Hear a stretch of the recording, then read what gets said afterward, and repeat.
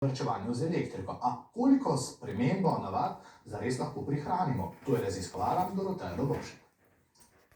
Kako pozorni smo Slovenci na varčevanje z elektriko? Varčujem. Na kakšen način pa? Peljem soboto, nedeljo, ker zelo slabo vidim, ali imam zelo veliko luči prižgan ali pa skoraj nobene. Ne, niti približno, ker skozi kakšno luč pozabimo, tako da žal. Peremo več ali manj za vikende, pa dva so samo pri hiši, pa je to tako ni problem. A ugašanje luči, ko zapustimo prostor in pranje perilo ob nedeljah, nista edina načina, kako lahko varčujemo pri porabi elektrike. Pri kuhanju recimo je dobro, da če kuhamo nekaj, kar dlje traja, da uporabljamo ekonom lonec. Oziroma, da pri kuhanju uporabljamo pokrovko. Če pomislimo recimo na hlajenje hrane, temperatura v hladilniku ne bi bila nižja od 5 stopinj. Pri pranju posode naprava ne bo vedno polna, stroj ne bo vedno poln. Pametno je tudi izključiti elektronske naprave vsakič, ko jih nehamo uporabljati. Najdražje je pa tisto, kar ne uporabljamo. Električna energija aparatov, ki jih ne uporabljamo.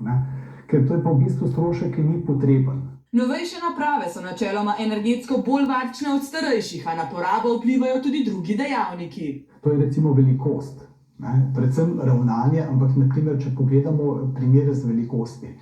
Če imamo televizor LCD, velik ekran, je lahko poraba večja kot pri starem televizorju. Če pa že kupujemo nove naprave, je priporočljivo kupiti tiste boljšega energetskega razreda. Naprimer, sijalke razreda A+ ali pa A++ porabijo manj energije za enako količino proizvedene elektrike, kot bi jo recimo z sijalko razreda C. Pa se vam zdi, da s takimi majhnimi stvarmi lahko zares privarčujete? No, ne veliko se imam majhno porabo, ampak se da. Gotovo se da, z malega raste veliko, ne? Tam par evrov sigurno pa šparaš, ampak to ni to.